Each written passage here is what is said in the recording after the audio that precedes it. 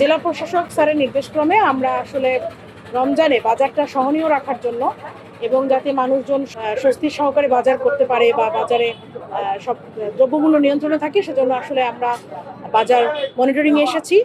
আমাদের সাথে একই সাথে ব্যবসায়ী সমিতির সভাপতি এবং মুদি দোকানদারদের যে সভাপতি, ওনারাও আমাদের সাথে আছেন। আমরা আসলে বাজার মনিটরিংয়ে এসে আজকে প্রথম রমজান এসে দেখতে পেলাম যে নানান রকম অসামঞ্জস্য আমরা পেয়েছি। যেমন অনেকেই মূল্য তালিকা তারা প্রদর্শন করছেন না এবং মানুষের চলাচলের যে রাস্তা অনেকটাই দখল করে তারা জিনিসপত্র রেখেছেন।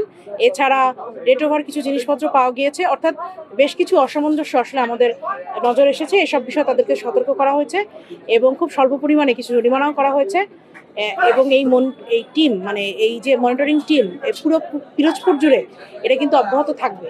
পুরো রমজান জুড়ে আমরা কিন্তু প্রতিদিনই বাজার মনিটরিংয়ে আসবো, যাতে এখানকার মানুষ স্বস্তি সহকারে বাজার বা কেনাকাটা করতে পারে।